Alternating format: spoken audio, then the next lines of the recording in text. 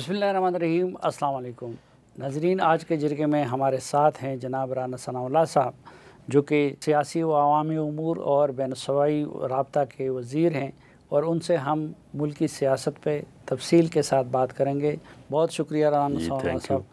اور سب سے پہلے آج کل جو ہاٹ ایشو ہے پاکستان اور سعودی عرب کا جو دفاعی معاہدہ ہوا ہے، اس سلسلے میں کیا کوئی آپ لوگوں نے ایسا نہیں کیا کہ اپنے دشمن بڑھا دیے؟ نہیں، میرا نہیں خیال کہ اس سے کوئی ہمارے دشمنوں میں اضافہ ہوگا، بلکہ ہمارے دشمنوں کے لیے یہ بہت بڑا دھچکا ہے، اور سب سے بڑا دھچکا تو ہمارے ازلی اور ہمیشہ کے دشمن انڈیا کے لیے ہے۔ اب انڈیا کو جو اس نے اپنا سندور آپریشن جاری رکھا ہوا ہے، اسے وہ جاری رکھنا جو ہے وہ بڑا مشکل ہوگا اس کے لیے۔ دیکھیں، یہ جو معاہدہ ہوا ہے یہ عالم اسلام کی اور پوری مسلمان امہ کی ایک جو ہے وہ ایک خواب تھا، ایک آس تھی، ایک حسرت تھی کہ کبھی مسلمان جو ہیں وہ بھی ایک اس طرح سے متحد ہوں، اس طرح سے اکٹھے ہوں کہ وہ ایک قوت کے طور پہ جانے جائیں۔ اب دیکھیں، ایک طرف پاکستان جو ہے وہ دفاعی حوالے سے اور عسکری حوالے سے ایک نیوکل پاور ہے، اور ہماری اس حوالے سے ایک مائٹ ہے۔ سعودی عرب جو ہے وہ ایک اکنامک پاور ہے، وہ ایک اکنامک ورلڈ پاور ہے، ہم ایک نیوکل پاور ہیں۔ تو جب یہ دونوں پاور جو ہیں وہ اکٹھا ہوتی ہیں تو پھر یہ ایک ورلڈ سپر پاور ہے۔ جس طرح سے ویٹو کنٹریز ہیں، امریکہ ہے، فرانس ہے، برٹن ہے، رشیا ہے، تو یہ دونوں ایک طرف اکنامک پاور ہے اور دوسری طرف ایٹامک پاور ہے۔ تو یہ جب دونوں اکٹھا ہوتے ہیں تو یہ ایک مسلم سپر پاور کے طور پہ دنیا کے نقشے پہ جو ہے وہ امرج ہوتی ہے۔ تو میں سمجھتا ہوں کہ یہ عالم اسلام کے لیے بہت نیک شگون ہے اور بہت حوصلے اور اعتماد کا باعث ہے، اور پاکستان کے لیے بھی، کیونکہ پاکستان تو پہلے بھی اپنی جان نثار کرنے کو تیار تھا جو ہولی لینڈ ہے اس کے دفاع کے لیے۔ تو اب اگر پاکستان پہ حملہ ہوگا تو وہ حملہ بھی ہولی لینڈ پہ، سعودی عرب پہ حملہ تصور ہوگا۔ تو یہ ایک بہت بڑا سٹیٹس جو ہے یہ حاصل ہوا ہے پاکستان کو، اور آنے والے جو 3-4 سال ہیں وہ اس سلسلے میں بہت اہم ہوں گے، اور پاکستان جو ہے وہ خاص طور پہ جو ڈیفنس ریلیٹڈ انڈسٹری ہے، جس میں پاکستان پہلے بھی کافی چیزوں میں خود کفیل ہے۔ ہماری میزائل ٹیکنالوجی ہے جو ہے وہ تقریباً 100% جو ہے وہ انڈیجنس ہے۔ ہم فائٹر جیٹ جو بنا رہے ہیں، جنہوں نے رافیل اس دفعہ گرائے ہیں، وہ بھی ہمارے ہوم میڈ ہیں، سیلف میڈ ہیں۔ تو ان چیزوں میں اگر ہمیں کمی تھی تو یہی تھی کہ ہمارے پاس اتنے پیسے نہیں تھے، فائنانسز نہیں تھے۔ تو اگر یہ کمی دور ہوتی ہے تو ٹیکنالوجی اور انوینشن کی جو ہائٹس ہیں وہ ہم کہاں تک پہنچتے ہیں، یہ میں سمجھتا ہوں کہ ایک سوچ ہو سکتی ہے، اور ہمیں امید ہے کہ ہم اس میں جو ہے وہ بہت آگے تک جائیں گے، اور یہ چیزیں جو ہیں وہ پھر عالم اسلام کے لیے بھی، پاکستان کے لیے بھی، سعودی عرب کے لیے بھی، اس اتحاد کے لیے بھی جو ہے وہ بہت ہی نہیں تو کیا یہ بھی طے ہوا ہے کہ اقتصادی محاذ پہ بھی وہ اس معاملے میں ہمارا سپورٹ کریں گے؟ دیکھیں، اس معاہدے کا جو پیرا 4 ہے وہ شروع ہی یہاں سے ہوتا ہے کہ ہم جو ہماری جو دفاعی پیداوار ہے یا ہماری جو دفاعی صلاحیت ہے، اس صلاحیت کو کس طرح سے بڑھایا جا سکتا ہے، اس کے اوپر جو ہے وہ دونوں ملک جو ہے وہ مل کے کام کریں گے۔ تو وہ مل کے کام کس طرح سے کریں گے؟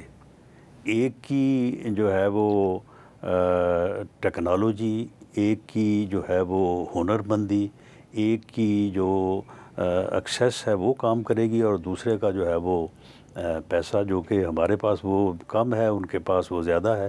تو یہ جب دونوں چیزیں ملیں گی تو پھر جو دفاعی صلاحیت ہے اس صلاحیت میں جو ہے وہ جو اضافہ ہوگا، وہ اضافہ نہ صرف ہمارے اپنے دفاع کے لیے کافی ہوگا، بلکہ دوسری طرف اگر ہم اس کو جو ہے وہ دنیا کو بھی اگر ضرورت ہو تو پھر میں سمجھتا ہوں کہ یہ جو ہم چھوٹی چھوٹی باتوں پہ کبھی ہم سوچتے ہیں کہ جی ہماری جو ایکسپورٹس ہیں وہ $30 بلین ہیں تو ہم اس کو اگلے 5 سالوں میں جو ہے وہ 50 تک یا 60 تک لے جائیں گے، تو یہ چیزیں جو ہیں وہ تو پھر بالکل ان کی کوئی اہمیت نہیں رہ جاتی اگر ہم اس فیلڈ میں جو ہے وہ یعنی ٹیکنالوجی میں اور انوینشن کی دنیا میں قدم رکھتے ہیں.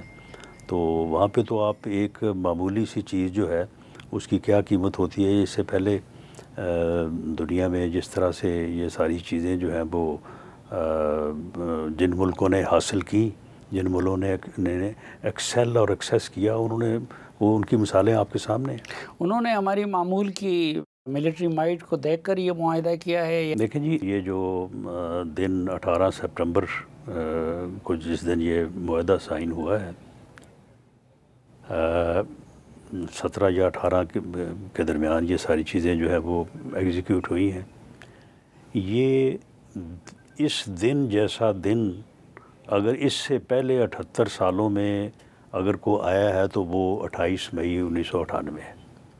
اس دن بھی پاکستان دنیا کے نقشے پہ ایک مسلم ایٹمی قوت کے طور پہ ابھرا تھا، اور آج جو ہے وہ پاکستان جو ہے وہ سعودی عرب کے ساتھ مل کے ایک یعنی عالمی طاقت کے طور پہ جو ہے وہ اس کی جو ہے وہ اس کا تعارف ہوا ہے اور اس کو مانا گیا ہے. تو اس میں ایک تو ہماری اس صلاحیت کا مین رول ہے، دوسرا یہ ہے کہ ہم نے ثابت کیا ہے مارکہ حق کی جو کامیابی ہے، اس نے ثابت کیا کہ جو ہم کہتے ہیں یا جو ہمارے متعلق لوگ خیال کرتے ہیں، ہم نے وہ کر کے دکھا دیا نا. تو وہ پھر جو ہے وہ اس چیز کا، یہ دونوں چیزوں کا جو ہے وہ ایک بنیادی رول ہے.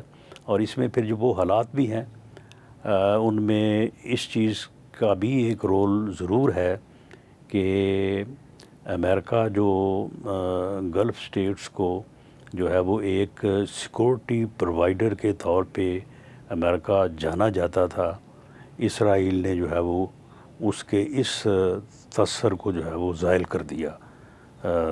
پچھلے 2-3 سالوں میں کچھ حرکتیں اس نے پہلے بھی کی، اور یہ جو آخری حرکت اس نے قطر کے معاملے میں کی، تو اس سے پھر امریکہ جو ہے وہ اس کا رول جو ہے وہ ختم ہو گیا.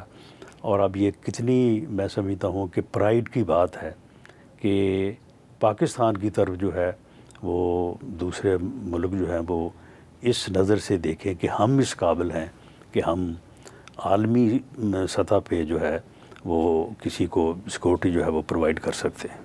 دوسرے عرب ممالک بھی اس معاہدے میں شامل ہو سکتے ہیں؟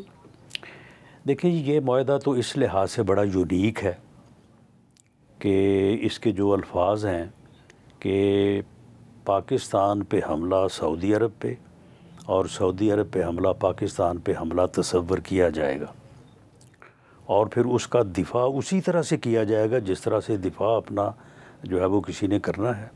پھر وہی الفاظ ہوں گے جو الفاظ ہم نے ہندوستان کے خلاف استعمال کیے تھے کہ آپ نے اگر ہمارے اوپر حملہ کیا جب یہ مارکہ حق ہو رہا تھا تو پاکستان کی طرف سے یہی موقف تھا کہ جی ہم تو آپ کے اوپر اگریشن نہیں کرنے جا رہے، لیکن اگر آپ نے کیا تو پھر اس کا جواب جو ہے وہ پھر ہمیں بتانے کی ضرورت نہیں پڑے گی، پھر وہ دنیا کو نظر آئے گا کہ جواب ہم نے دیا ہے اور پھر ہم نے ویسا جواب دیا. تو پھر دفاع تو اس طرح سے ہوتا ہے. تو پھر جب سعودی عرب کے اوپر حملہ ہمارے اوپر حملہ ہوگا تو اس کا جواب بھی پھر ہم اسی طرح سے دیں گے، اور ہمارے اوپر اگر ہوتا ہے تو وہ اسی طرح سے دیں گے. یہ معاہدہ جو ہے میں سمجھتا ہوں کہ اس میں تو شاید جو ہے وہ کسی اور کو شامل کیا جائے یا نہ کیا جائے، ہو سکتا ہے نہ کیا جائے، کیونکہ یہ ایک اسپیسیفک پوزیشن جو ہے اس کو برقرار رکھا جائے دونوں ملکوں کی حد تک. لیکن جس طرح سے دنیا میں اور معاہدے ہوئے ہیں، کیونکہ اس طرح کے معاہدے تو میرا نہیں خیال کہ اس سے پہلے کوئی ایک آدھ نیٹو میں کوئی اس قسم کی بات ہے، ورنہ اس قسم کے معاہدے نہیں دنیا میں ہوئے. معاہدے ہوتے ہیں کہ جہاں ہم فیسیلیٹیٹ کریں گے، ہم ہیلپ آؤٹ کریں گے، ہم جو ہے وہ اسسٹ کریں گے. نیٹو کے یہی ہے کہ ایک حملہ سب پہ تصور کیا جاتا ہے. ایک نیٹو کا یہ ہے، جاپان کے ساتھ امریکہ کا ہے. ہاں، امریکہ کا یہ دو، نیٹو اور یہ جاپان کے ساتھ. ورنہ باقی یہی ہوتا ہے کہ یہ ہیلپ آؤٹ کریں گے، اسسٹ کریں گے. تو میرا خیال ہے کہ باقی جو ممالک ہیں جو سمجھتے ہیں کہ ان کی ساورنٹی جو ہے وہ کسی طرح سے جو ہے وہ خطرہ اس کو ہو سکتا ہے، تو اٹ مے پاسبل کہ وہ ان ٹرمز میں اس معاہدے یا اس قوت کے جو اس معاہدے کے نتیجے میں پاک اور سعودیہ کی جو ہے وہ سامنے آئی ہے، تو اس کے ساتھ لوگ شامل ہو جائیں. لیکن اس پہ کچھ لوگوں کو اعتراض نہیں ہوگا، امریکہ وغیرہ کو؟ میرا نہیں خیال کہ امریکہ کو کوئی اعتراض ہونا چاہیے. امریکہ کو اعتراض کی بجائے امریکہ کو میرا خیال ہے کہ سکون کا سانس آئے گا یا آنا چاہیے کہ یہ معاہدہ جو ہے وہ پاکستان سے ہوا ہے، ورنہ یہ چین سے بھی ہو سکتا تھا. تو شاید وہ اس کے لیے اور زیادہ جو ہے وہ ڈسٹربنس کا یا پریشانی کا باعث بنتا. اس سے اگر کسی اور کو پریشانی ہو سکتی ہے یا ضرور ہوئی ہوگی، اور ان فیوچر بھی اس کے امکانات بہت زیادہ ہیں، اکنامیکلی بھی اس کے اثرات مرتب ہو سکتے ہیں، وہ صرف انڈیا ہے. اب انڈیا کو چاہیے کہ وہ پاکستان کے ساتھ اگریشن یا جنگ کرنے کا خواب جو ہے اس کو چھوڑ دے، اس خیال کو جو ہے وہ ترک کر دے، اور اب پاکستان کے ساتھ بیٹھ کے کشمیر کے معاملے پہ جو ہے وہ سفارتی اور ان گراؤنڈز کے اوپر جس کی پاکستان جو ہے وہ ہمیشہ سے یہ کہتا رہا کہ ہمارے ساتھ بیٹھیں، مذاکرات کریں، ڈائلاگ کریں، اور ڈائلاگ کر کے اس مسئلے کا کو حل نکالیں. تو میرا خیال ہے کہ کشمیر کے مسئلے کو حل کرنا جو ہے وہ اب انڈیا کی ضرورت بن جائے گا. اچھا، ضرورت بن جائے گا. ناظرین، ایک مختصر سی بریک لیتے ہیں اور واپس آئیں گے تو رانت گفتگو کا سلسلہ کنٹینیو کریں گے. ہمارے ساتھ رہیے.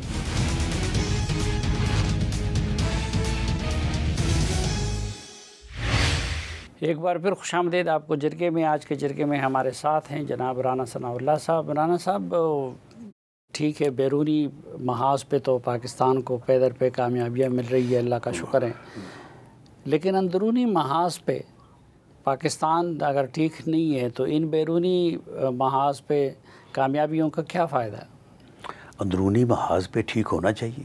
اندرونی محاذ میں اس کو ہم نے ہی ٹھیک کرنا ہے. میں نے اور آپ نے اور ہم سب نے مل کے اس کو ٹھیک کرنا ہے. اندرونی محاذ پہ ہم نے مل بیٹھ کے اپنے ایشوز کو جو ہے وہ ریزالو کرنا ہے. گھر میں اگر کوئی مسائل ہیں تو گھر کے لوگوں کو بیٹھ کے ان کے اوپر گفتگو کر کے اس کو حل کرنا ہے. اور جو آفر یا جو دعوت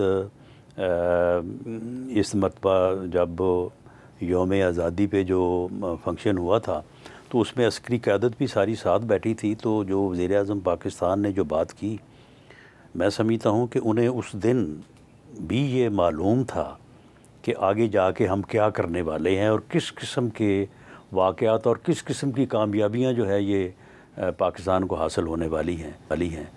تو وزیر اعظم پاکستان نے اس دن یہ کہا تھا سب کو، یعنی تمام پولیٹیکل پارٹیز کو اور تمام سٹیک ہولڈرز کو کہا تھا کہ آئیں اور میثاق استحکام پاکستان کریں.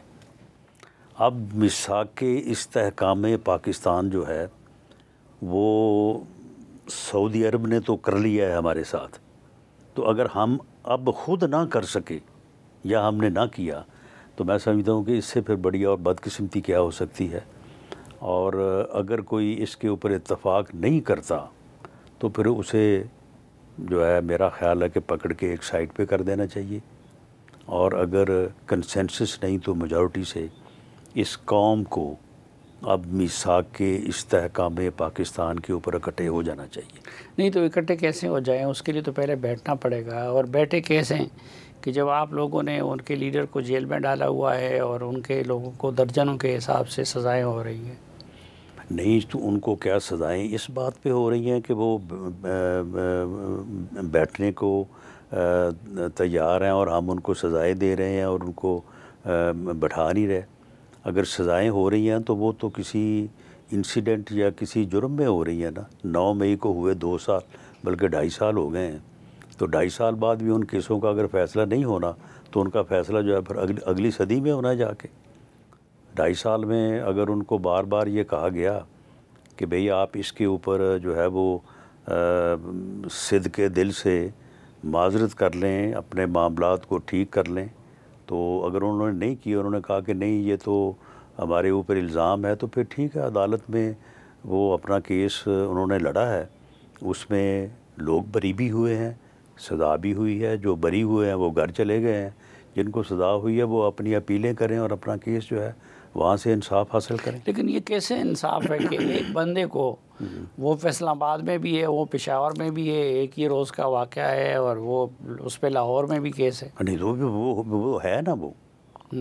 آپ مجھے بتائیں کہ اگر میں ایز پریزیڈنٹ PMLN پنجاب یا PMLN کی لیڈرشپ جو ہے وہ موٹیویشن کے ذریعے، ذہن سازی کے ذریعے ایک بیانیہ بنائے اور یہ کہے کہ جناب آپ نے جو ہے وہ اگر یہ واقعہ ہوا تو آپ نے اس کے بعد پھر سب نے جو ہے وہ مل کے جو ہے وہ فلاں سمت جا کے آپ نے گھراؤ جلاؤ کرنا ہے، شہداء کی یادگاروں پہ ڈنڈے جوتے برسانے ہیں، گھروں کو آگ لگانی ہے، تو آپ مجھے بتائیں کہ اس موٹیویشن اور اس ذہن سازی میں جو لیڈرشپ شریک ہوگی وہ ساری کی ساری ذمہ دار ہوگی، اس کا فزیکلی پریزنٹ ہونا تو ضروری نہیں ہے۔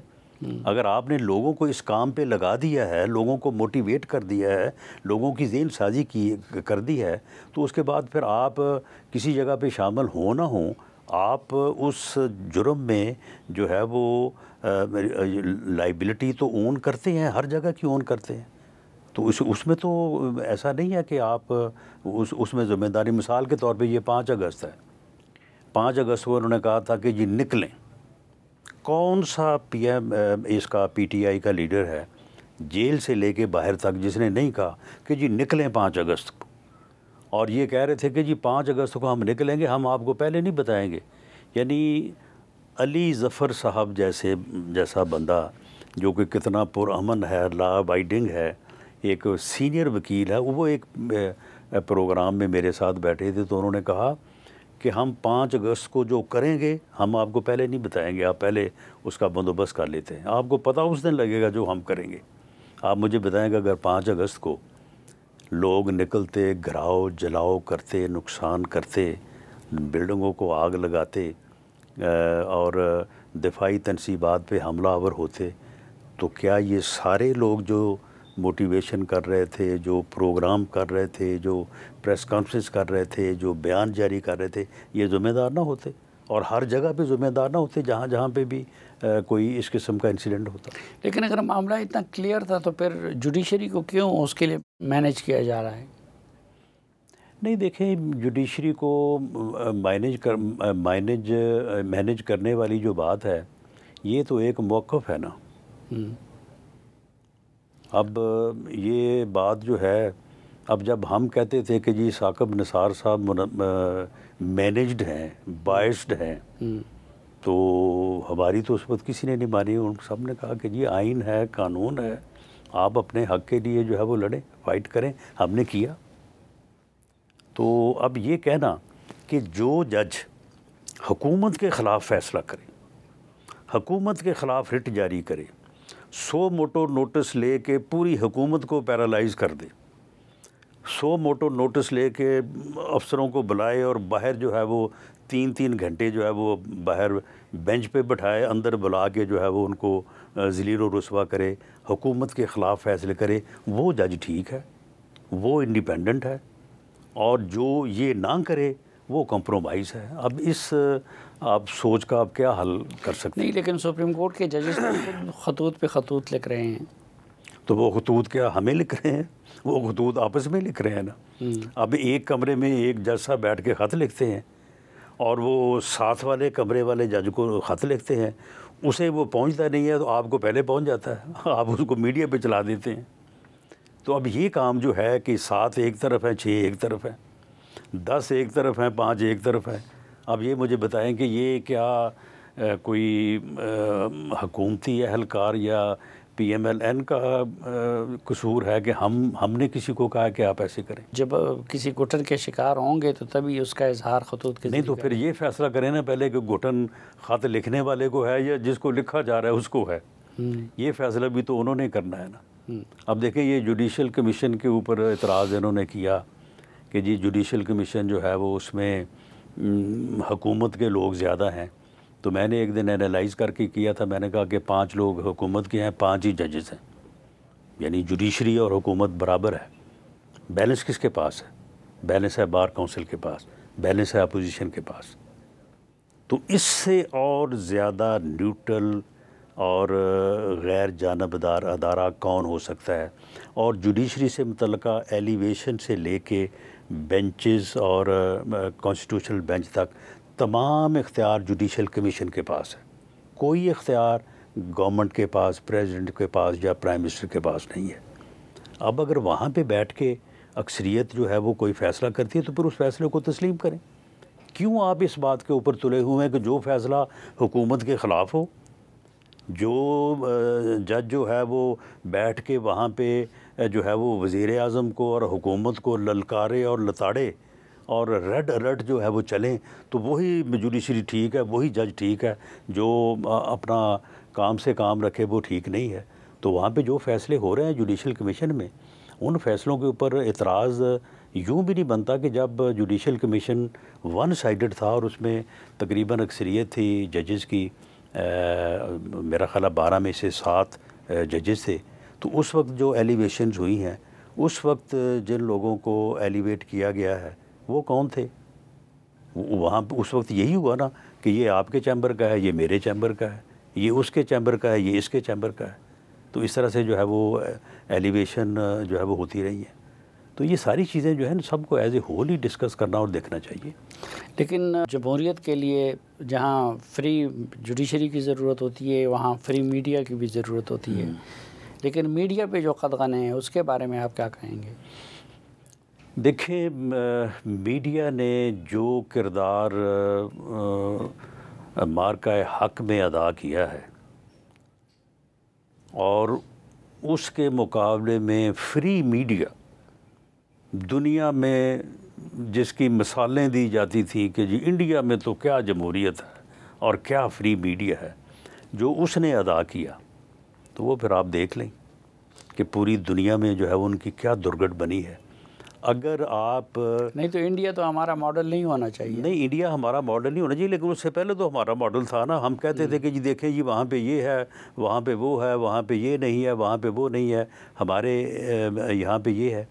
معاملہ یہ ہے کہ انڈیا کی اس جو ان کی یہ اپنا شکست ہوئی ہے، اس میں باقی عوامل اپنی جگہ پہ ان کی اپنی اہمیت ہے، لیکن وہ میڈیا نے جو جھوٹ بولے اور بعد میں جو ثابت نہیں ہوئے اس کا بھی ایک بڑا امپورٹنٹ رول ہے. تو معاملہ یہ ہے کہ میڈیا کو میں سمجھتا ہوں کہ انڈیپینڈنٹ ہونے کے ساتھ ساتھ رسپانسیبل ہونا چاہیے. اور اگر رسپانسبلٹی سے متعلق اگر کسی طرف سے کوئی ریکویسٹ یا گورنمنٹ اس بارے میں کبھی کبھار آپ سے مودبانہ اگر کوئی گزارش کر دیتی ہے تو اسے میں سمجھتا ہوں کہ مداخلت نہیں سمجھا جاتا. ناظرین ایک مختصر سی بریک اور اس کے آپ کے ساتھ کچھ مزید اہم موضوعات پہ بات ہوگی، ہمارے ساتھ رہیے.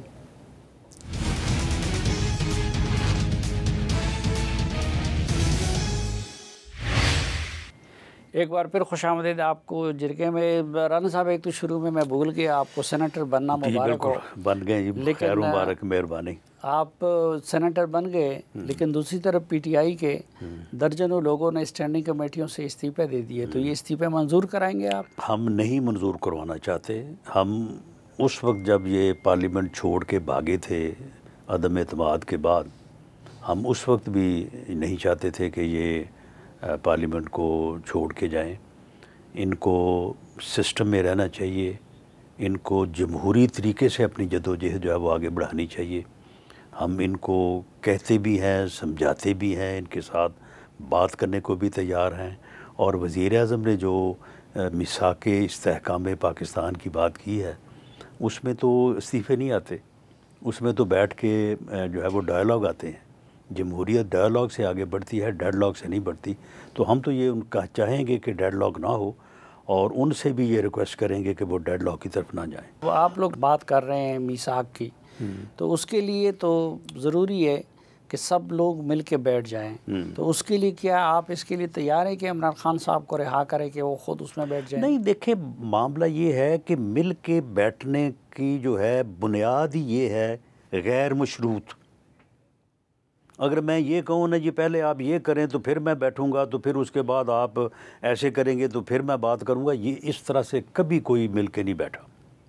آپ مجھے بتائیں کہ جب پلوامہ کا واقعہ ہوا تھا، اس وقت ہمارے خلاف جو ہے وہ مقدمات یہ بنا رہے تھے، آدھوں کو جیلوں میں ٹھونسا ہوا تھا، ہمارے خلاف انہوں نے سزائے موت تک کے کیسز جو ہیں وہ بنائے. تو جب پلوامہ میں انہوں نے ہمیں بلایا تھا تو کیا ہم نے کہا تھا کہ جی پہلے یہ کام کریں تو پھر ہم آئیں گے؟ ہم جا کے بیٹھے اور بیٹھ کے وہاں پہ 1.5 گھنٹہ وزیر اعظم صاحب کا انتظار کرتے رہے، لیکن وزیر اعظم صاحب نہیں آئے. وہ کہنے لگے نہیں، میں وہاں پہ گیا تو میرے تو اس کے ساتھ مجھے السلام علیکم کہنا پڑے گا، ہاتھ ملانا پڑے گا. تو معاملہ یہ ہے کہ یہ چیزیں اگر کریں گے تو پھر آپ بیٹھیں گے نہیں، پھر آپ کی نیت نہ بیٹھنے کی ہے، بات نہ کرنے کی ہے. آپ بیٹھیں.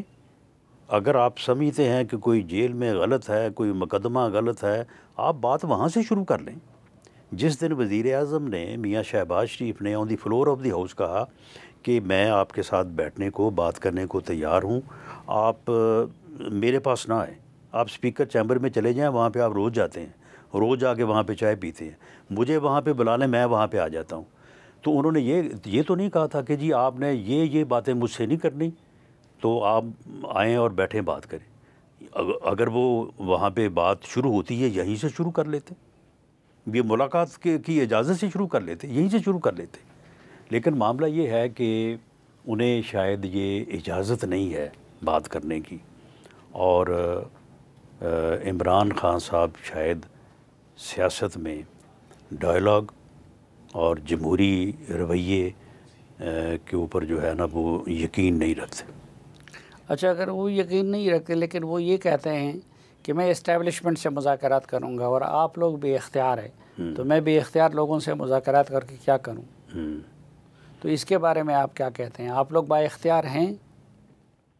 نہیں، جس دن وزیر اعظم نے یوم آزادی پہ میثاق استحکام پاکستان کی بات کی ہے، ڈائلاگ کی بات کی ہے، کہا کہ آؤ بیٹھیں، تو وہ ساری عسکری قیادت ساتھ ہی بیٹھی تھی نا. تو کیا پھر وہ آن بورڈ نہیں تھے؟ اگر وہ کہتے ہیں کہ ہم اسٹیبلشمنٹ سے بات کریں گے، تو معاملہ یہ ہے کہ ہم بھی جب بات کریں گے تو سبھی کو آن بورڈ لے کے کریں گے.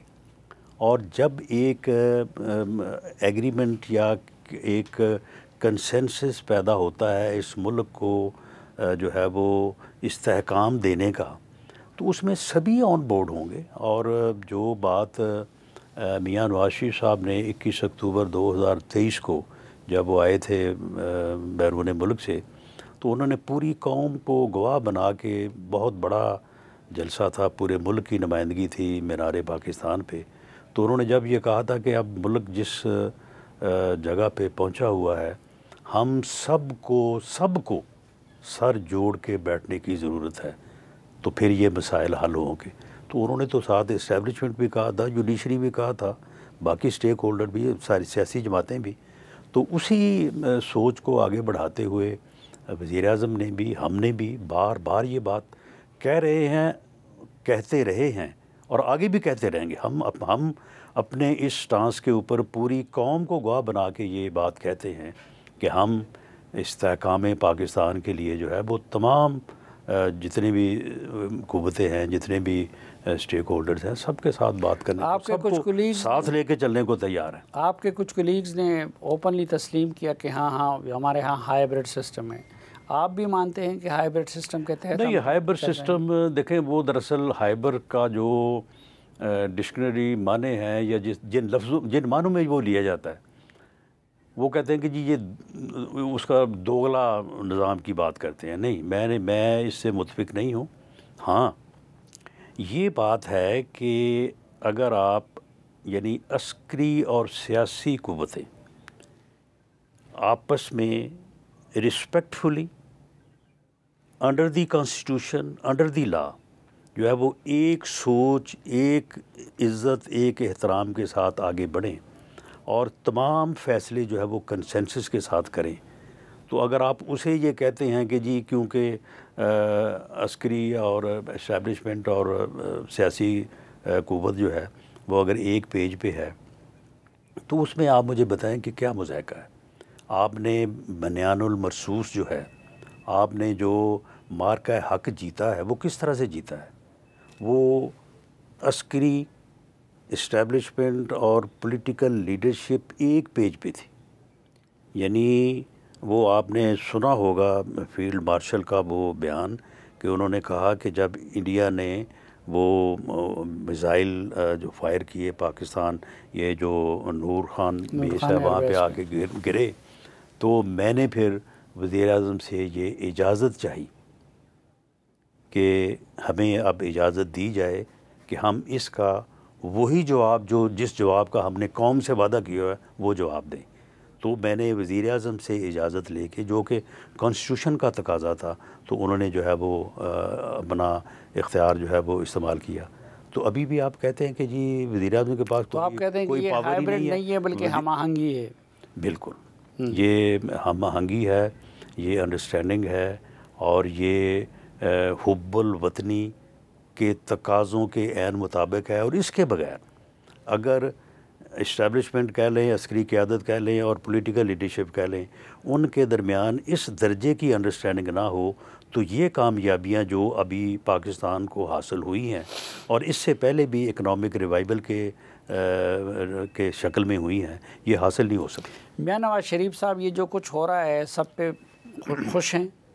وہ ان کی جو ہے وہ لیڈرشپ میں یا ان کی رہنمائی میں ہو رہا ہے، ان کی جو ہے وہ مشاورت سے ہو رہا ہے، ان کا ایکسپیرینس جو ہے وہ ایک ایک فیصلے میں ان کا وزڈم، ان کا وائز جو ہے، اس کی وجہ یہ ہے کہ پرائم منسٹر صاحب جو ہے وہ ہمیشہ جو بنیادی نوعیت کے فیصلے ہیں، ڈے ٹو ڈے تو ایسا ممکن نہیں ہے، لیکن جو بنیادی نوعیت کے فیصلے ہیں ان میں ہمیشہ ان کو وقت سے پہلے جو ہے وہ کنسلٹیشن کے پروسیس میں جو ہے وہ ان سے رہنمائی لیتے ہیں۔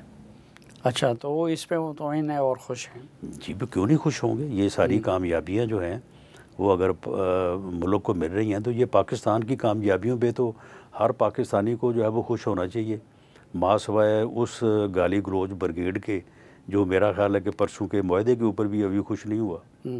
لیکن نواز شریف صاحب زیادہ تر سویلین سپرمیسی کی بات کرتے تھے نا، تو اب تو سویلین سپرمیسی کی بجائے ہائیبرڈ نظام چل رہا ہے۔ نہیں، وہ تو پھر آپ کی یعنی تشریح ہے۔ اس وقت یہ میری بات نوٹ کر لیں کہ بطور وزیر اعظم میاں شہباز شریف جتنے پاورفل ہیں، اس سے پہلے 78 سالوں میں کوئی وزیر اعظم اتنا طاقتور نہیں رہا۔ آپ یقین کریں کہ وہ جو فیصلہ کرتے ہیں، دوسری طرف سے جس کو آپ سمجھتے ہیں کہ جی پتہ نہیں ان کے پاس کوئی اختیار ہی نہیں ہے، آپ یقین کریں کہ دوسری طرف سے جو ہے وہ اس طرح سے کمپلائنس ہوتی ہے کہ آپ کو جو ہے وہ یعنی یہ بات خوشگوار آپ کو حیرت ہو کہ اس قدر ہم آہنگی ہے کہ وزیر اعظم پاکستان نے جو بھی فیصلہ کیا ہے یا جو بھی چاہا ہے اس کے مطابق جو ہے وہ آگے سے عمل ہوا ہے۔ اچھا، یہ آپ کا ایک کام صوبوں کے درمیان اور مرکز کے درمیان ہم آہنگی لانا بھی ہے، اور اس میں ایک اہم چیز NFC ایوارڈ ہے. NFC ایوارڈ کیوں مسلسل تاخیر کا شکار ہو رہا ہے؟ وہ تاخیر کا شکار اس لیے ہے کہ NFC ایوارڈ کی جو میٹنگ ہوتی ہے اس سے پہلے ایک پری NFC میٹنگ بھی ہوتی ہے. پری NFC میٹنگ اس لیے ہوتی ہے کہ کچھ بنیادی نوعیت کے جو معاملات ہیں ان کو تھوڑا بہت ان کی نوک پلک یا تھوڑا معاملے کو قریب لے آیا جائے، تاکہ جب میٹنگ ہو تو کوئی دقت نہ ہو اور معاملات جو ہیں وہ بیٹھ کے جو ہے وہ آسانی کے ساتھ جو ہے وہ ریزالو ہو جائیں. تو وہ تھوڑا سا مرحلہ لیٹ، ایک تو یہ فلڈ کی صورتحال میں بھی کی وجہ سے بھی تھوڑا لیٹ ہوا ہے. تقریباً یہ پچھلے 3-4 ہفتوں سے یہ صورتحال ہے.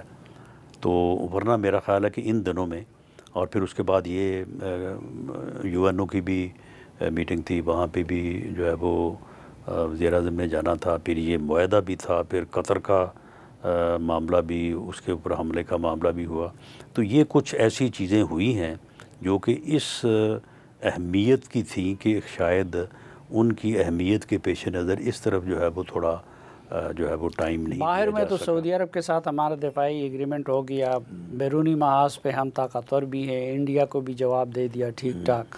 لیکن اندرونی محاذ پہ اگر ہم دیکھیں تو خیبر پختونخوا آہستہ آہستہ رہنے کے قابل نہیں رہ رہا. تو اس کے لیے حکومت کیوں ناکام ہے اس معاملے میں؟ نہیں، وہ رہنے کے قابل کیوں نہیں رہ رہا. وہ جو تشکیلیں آتی ہیں اور وہ آ کے تو کوئی کسی جگہ پہ کوئی کسی جگہ پہ جو ہے وہ دہشت گردی کی کرمنل ایکٹیویٹیز کرتے ہیں، تو ان تشکیلوں کو تشکیل کون دیتا ہے؟ انڈیا. ان تشکیلوں کو فنڈز کون دیتا ہے؟ انڈیا. وہاں پہ ان کے جو سیف ہیونز ہیں وہاں پہ کون آپریٹر اور ایکٹیو ہے؟ را.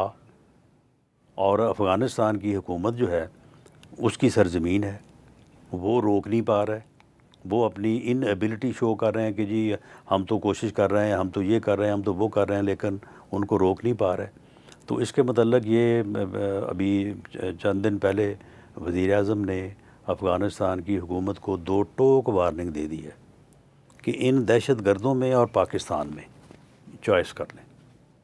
تو اب میرا خیال ہے کہ اب جو پاکستان میں دہشت گردی کی یہ کارروائیاں جو ہیں یہ صرف پاکستان میں نہیں، اب یہ سعودی عرب میں بھی ہیں. یہ ان کے اوپر بھی یہ اگریشن ہے. تو میرا خیال ہے کہ اب افغانستان حکومت کا جو ہے اب جو رویہ چینج پاکستان کے ہوگا. اندر دہشت گردی کرے گا تو اس کا بھی مراد یہ لیا جائے گا کہ وہ سعودی عرب میں بھی تو کرے. پھر اس معاہدے میں تو یہی لکھا ہے نا. تو معاملہ یہ ہے کہ اب میرا خیال ہے کہ افغانستان کی حکومت کے اوپر سعودی عرب کا بھی اثر و رسوخ آئے گا، اور یہ تشکیلیں تشکیل پانے سے رک جائیں گی، وہاں سے آنے سے رک جائیں گی. جب آنے سے رک جائیں گی تو سارا مسئلہ جو ہے وہ حل ہو جائے گا. بلوچستان میں بھی اگر راہ جو ہے کلبھوشن یا دیو بھیجنے بند کر دے اور وہاں پہ یہ چیزیں بند کر دے تو وہ لوگ جو ہیں، جو ہمارے لوگ ہیں، ان کے ساتھ تو بیٹھ کے بھی بات ہو سکتی ہے، یا ان کو جو ہے وہ نیچے اتارا جا سکتا ہے. ان کو یہ نہیں نیچے اترنے دیتے پہاڑوں سے. تو یہ چیزیں جو ہیں یہ اس میں ہمارا ایک دشمن ملک جو ہے وہ ملوث ہے. تو ہمیں اسی نظر سے اس کو دیکھنا چاہیے اور اس کے اوپر پوری یکسوئی کے ساتھ جو ہے وہ ہمیں سٹانس لینا چاہیے. اس میں ابہام نہیں رہنا چاہیے. معرکہ حق کے بعد تو آزاد کشمیر میں جشن ہونے چاہیے تھے، لیکن وہاں کچھ بے چینی ہے. اس کی کیا وجہ ہے؟ اس میں دیکھیں وہ جو ایک ایکشن کمیٹی بنی ہوئی ہے، وہ ایکشن کمیٹی جو ہے وہ اپنے مطالبات کے معاملے میں جو ہے وہ تھوڑا سا، میں اگر زیادہ نہیں تو بہرحال وہ تھوڑا زیادہ ایمبیشس ہیں. تو آزاد کشمیر کی حکومت اور وہاں کی تمام سیاسی قوتیں جو ہیں وہ مل کے بیٹھی ہیں، اور انہوں نے پریس کانفرنس بھی کی ہے وزیر اعظم کے ساتھ، اور اب وہ کوئی پبلک میٹنگ بھی کرنے جا رہے ہیں. تو میرا خیال ہے کہ تمام سیاسی قوتیں اگر بیٹھ کے ان کے ساتھ ڈیل کریں تو یہ جو قضیہ ہے یہ ریزالو ہو سکتا ہے. ان کے مطالبات کوئی اتنے ایسے بھی نہیں ہیں کہ جن کے اوپر جو ہے وہ بیٹھ کے کوئی ان کو سلوشن نہ دیا جا سکے. آپ کو نہیں لگتا کہ آپ BML پنجاب کے صدر بھی ہیں کہ سیلاب کی ہینڈلنگ میں کوئی حکومت کو کامیابی نہیں ہوئی پراپر، لوگ بہت زیادہ سفر ہو گئے؟ میں کہتا ہوں کہ جتنی کامیابی پنجاب میں ہوئی ہے اس کامیابی کی تو مثال نہیں ملتی. دراصل بات یہ ہے کہ لوگ اس یعنی جو ریلیف آپریشن ہے اس میں تو لوگ جاتے نہیں ہیں. وہ باہر بیٹھے جو ہے وہ صرف جو ہے وہ سوشل میڈیا کے اوپر جو ہے وہ تبصرہ فرماتے رہتے ہیں. یعنی وہاں پہ آپ یہ دیکھیں کہ جو سیلاب میں جن لوگوں کو ریسکیو کیا گیا ہے، جن کو وزیر اعلیٰ پنجاب مریم نواز صاحبہ نے سیلاب زدگان نہیں بلکہ انہیں اپنے مہمان کا درجہ دیا ہے، وہ تقریباً 25 لاکھ ہیں. اب یہ 25 لاکھ لوگوں کو ریسکیو جو ہے وہ آٹومیٹکلی ہو گئے ہیں. اچھا، اس کے بعد جو مال مویشی جو ہے جس کو جو ہے وہ ریسکیو کیا گیا ہے انسانوں کے ساتھ ساتھ، اس کی تعداد کو تقریباً جو ہے وہ 20 لاکھ ہے. ٹھیک. اور ان تمام لوگوں کو جو ہے وہ انشاءاللہ تعالیٰ ریہیبلیٹیٹ کیا جائے. وقت بھی ختم ہو رہا ہے. آخر میں ایک سوال. جی.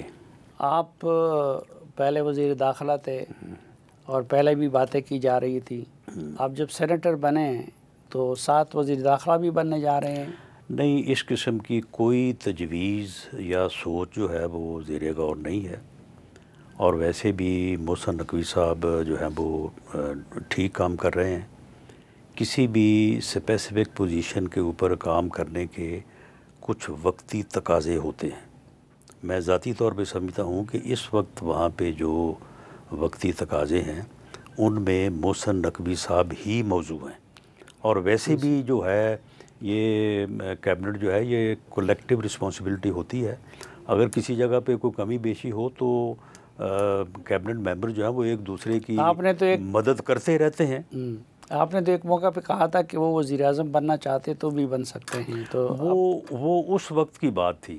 اب بہت پانی جو ہے وہ پلوں کے نیچے گزر چکا. میاں شہباز شریف نے جس طرح سے پرفارم کیا ہے اور جو سکسیسز اللہ تعالیٰ نے انہیں نصیب کی ہیں، اب وہ جس مقام پہ پہنچ گئے ہیں اب اس مقام تک پہنچنا بڑا مشکل ہے. اور مجھے تو یہ یقین ہے کہ وہ پہلے وزیر اعظم بننے جا رہے ہیں کہ جو کہ نہ صرف اپنی مدت پوری کریں گے بلکہ ایک مدت پوری کرنے کے بعد دوسری شروع کریں گے. بہت شکریہ رانا ثناء اللہ صاحب ہمیں وقت دینے کے لیے. ناظرین، اس دعا کے ساتھ کہ آپ جہاں بھی رہیں خوش رہیں. آج کے جرگے سے اجازت دیجیے. اللہ حافظ.